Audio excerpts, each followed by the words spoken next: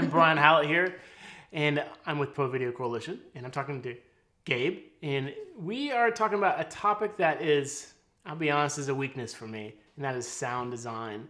Part of the problems I have with sound design is, I'm a camera guy, so I love the visuals, but I don't like looking for clips, and the editing clips, the laborious process of that can really drag and slow down what I would consider the editing momentum. But Gabe seems to have something that might be right up my alley. Good to see you. Good seeing you too. How are you handling this COVID-19? We're handling it okay. I'm in Los Angeles. We've been in the house for 5 or 6 weeks now. I have a 2-year-old, so that takes up quite a lot of our time. But to be honest, it's really nice to spend more time with my wife and my family, and to get to meet people like you virtually. Oh, so let's talk about how audio design can kind of slow down some people like myself when it comes to editing, and we might, skip a little bit of it when we shouldn't. Sure. Yeah. I think maybe it would be best for me to just give you a quick history on me that leads into the program. Yeah. Right out of high school, I got signed to Geffen Records and got a couple platinum albums and started scoring movies somewhere in there. And a producer named Roger Corman said, you should start making movies. So I went back to film school, got my master's degree in film directing, made 20 something feature films now, and of course shorts and music videos and so forth. And about 3 years ago, I was doing the sound to one of my movies. I always really cared about sound coming from the music. And I realized that there wasn't a single application built from the ground up to connect audio to video, right? Whether it's Logic or Pro Tools or Premiere or Avid, all programs I love, but none of them were built to do this. So they're all being repurposed. And as a result, the process is cumbersome. It is slow. It sucks. And so we thought, well, what if you did build a program from the ground up to do this? And that's what Audio Design Desk does. And we've measured it with a lot of different editors, and it's not hyperbole to say it saves you 80 to 90% of your time when placing sounds, whether that's searching for sounds, placing sounds, performing sounds, looking for music, sound design, sound effects, and so forth. So in the past, if you're doing this sound design on one of your movies, you sometimes have to go out and create that sound, or you'd have to get like a Foley artist to create stuff, which, I mean, that's bespoken for your film, but sometimes people don't need something handcrafted for themselves. They just need to find that sound. Is there a library of sound effects? Yes, Audio Design Desk comes with 25,000 or 20,000 sounds, and we have many more sounds that are slowly rolling out. So every month or so, you get a new sound pack, and it starts with 20,000. And then music is in there too. So this is all a standalone program. Is that correct? How does it work? Because I'm new with sound design, so I'm not really sure about this. Yeah, so it is a standalone program. It's a professional tool, sort of like Pro Tools or Logic, except that it's built to make sound for video or podcasts, whether you're a creator, with a YouTube channel, or you're making, Mission Impossible. It's sort of meant to be able to carry you through the whole range. Of course, you can import your own sounds and so forth. And the way that all of this works it sounds complicated, but from a user experience, it's extremely simple. We've given the sound something we call sonic intelligence. So every sound knows how light or dark it is. Is it simple or complex? Is it synthetic or organic, and so forth? And most importantly, where does the sound sync to video? So take a rise, for example. Yep, it's the zenith of the rise, the where you want it to sync to video. But in Pro Tools or Logic or every other program, it thinks the beginning of the sound is where you're syncing. So you have to nudge, and beyond finding it, which takes forever, you have to scroll through all these libraries, which we've sort of solved that problem too. When you call upon a rise, which you just click the letter R in our program, it places it at the zenith of the sound where you want it on the picture. So how is it? yeah, how is that happening? Is there some form of like AI behind that that lets I don't know. I'm not a computer guy, so I'm not Yeah. writing code. I'm not writing software.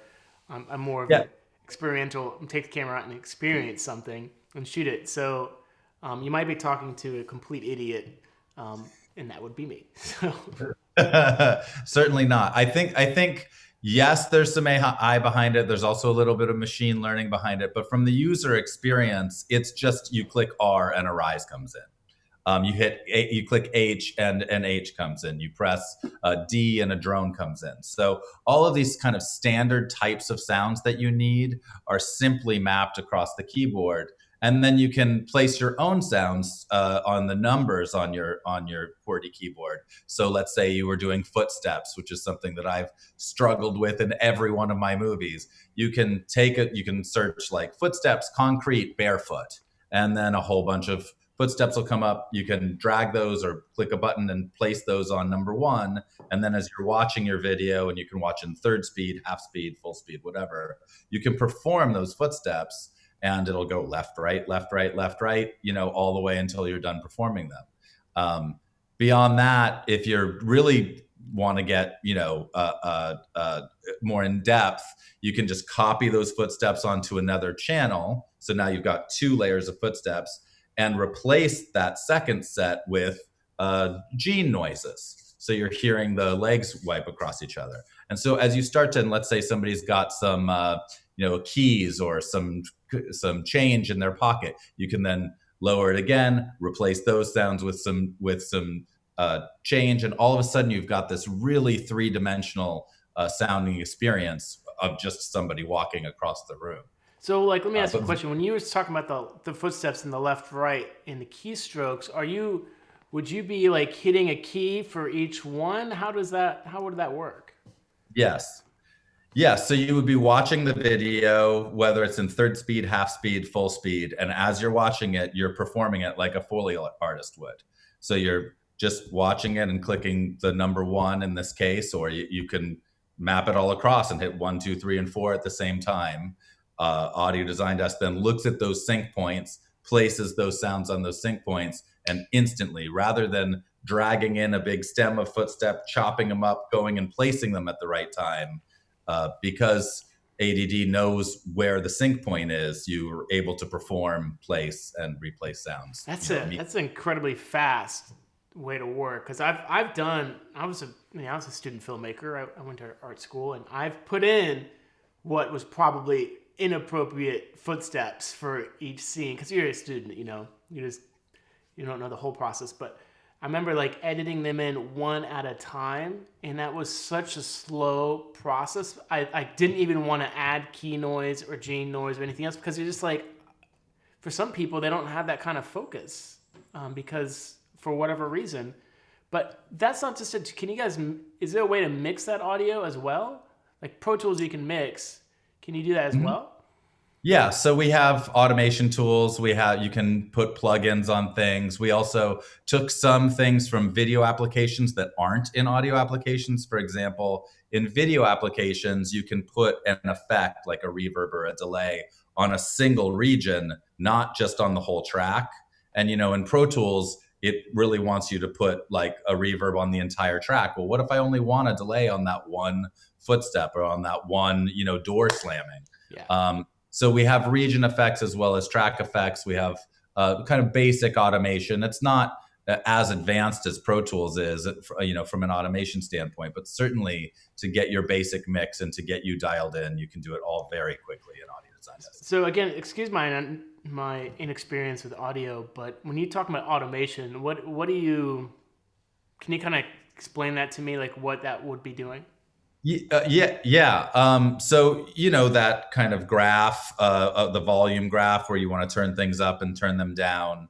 In Audio Design Desk, there's a bunch of ways of turning things up and down, but the thing that most people are familiar with is that line with the little dots where you're kind of drawing the volume up and down. For me, it's easier to just click on a region. If you click Shift up, it turns it louder. If you click Shift down, it turns it quieter.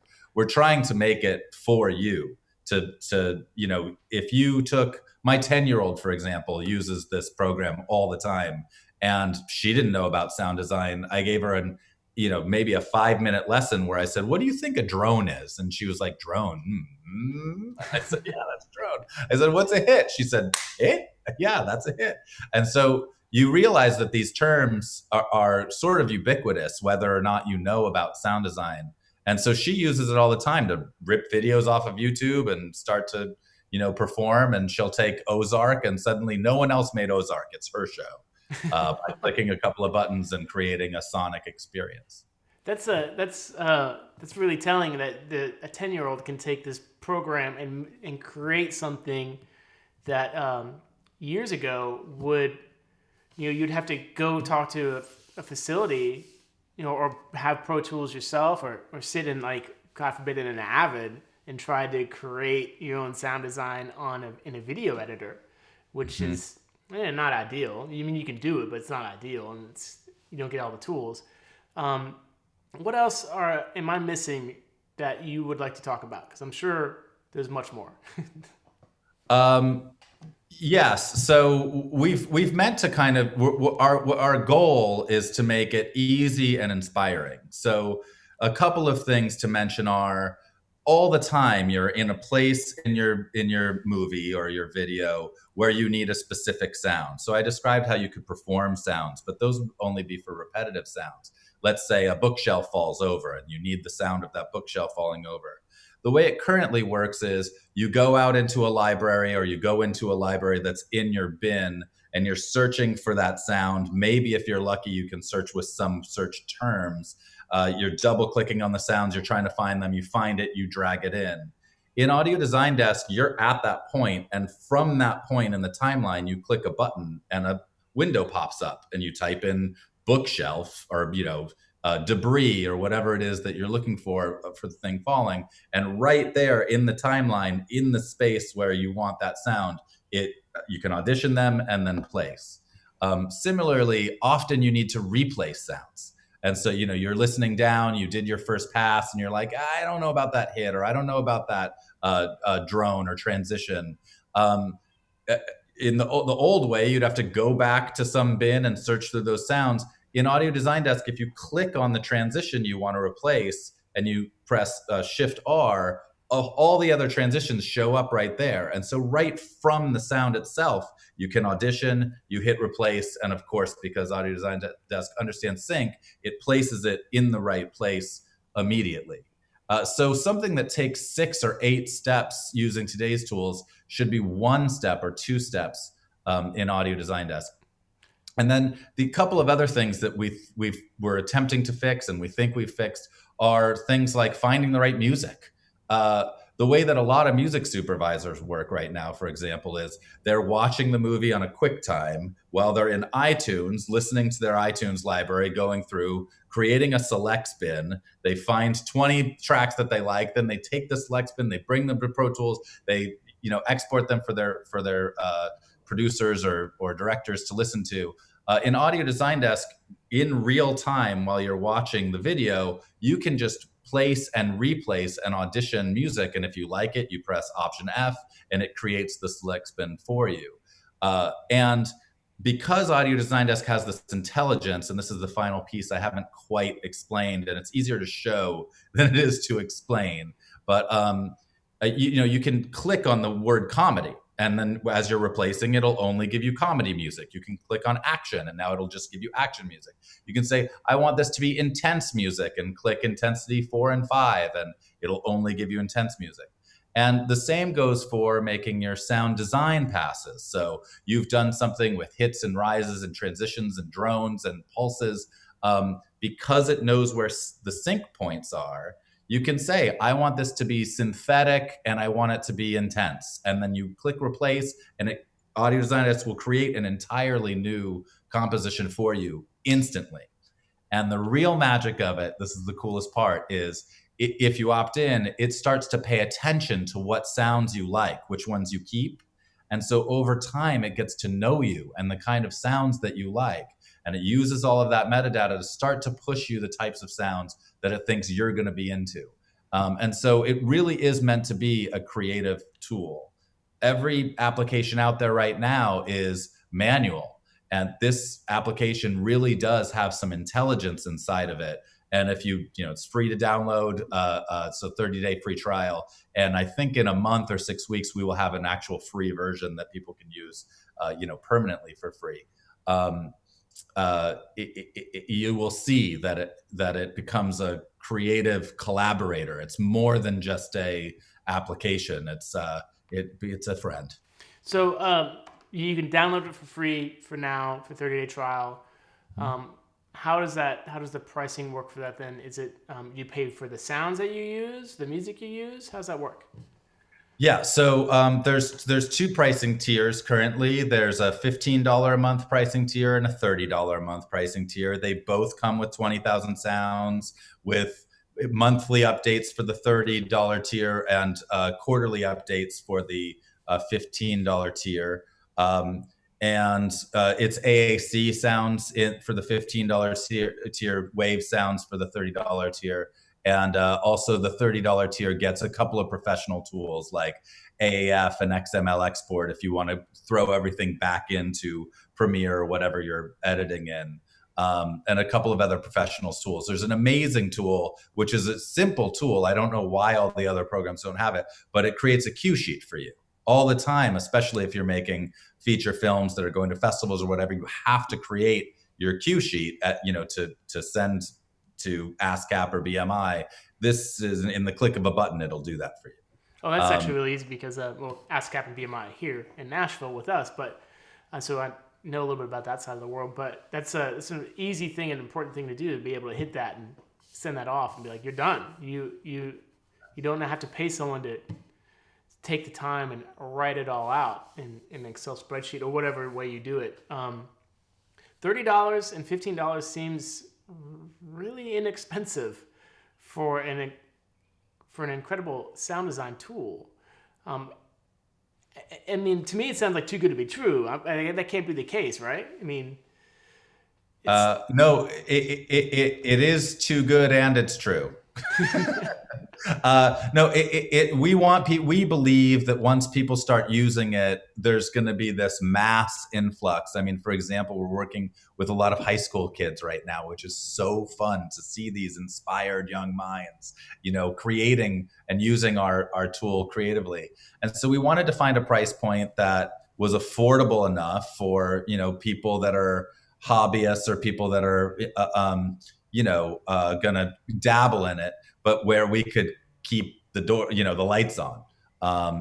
The one other piece is, so there are music tracks. Some music tracks are totally royalty free and you can use wherever you want. You get internet licensing with all tracks. But if you are making a feature film or a television show that's going to be presented, nationwide, there is a publishing piece that can be associated just with the music tracks. Well, so as it should be. I mean, then you have millions of people watching that show with that music, and as we all know, the more people that hear and watch something, the more money it's going to cost to put it in there. And as it should, we need to pay those artists. Well, I'm glad you agree with us. I mean, obviously, that's exactly right. The musicians work so hard to make this music, and they need to get paid. Hey, well, thank you for taking the time. Is there anything else that you would like to talk about? Anything that I've missed to ask questions about? Reach out to us. We usually respond within a couple of minutes. For people who download and have questions, like we're doing constant kind of online seminars. We really love our users, and it's so fun to be this company where users will make a request, and usually in a couple of days or certainly a couple of weeks, that thing is now in the software. And I'm not aware as a user myself of another company where you can be like, can you make this happen? And, I don't even know who to get in touch with at any of the other companies. So we like to hear from you. Reach out to us and try the software. We hope to inspire you. All right. Thank you for taking the time. Thank you. Thank you.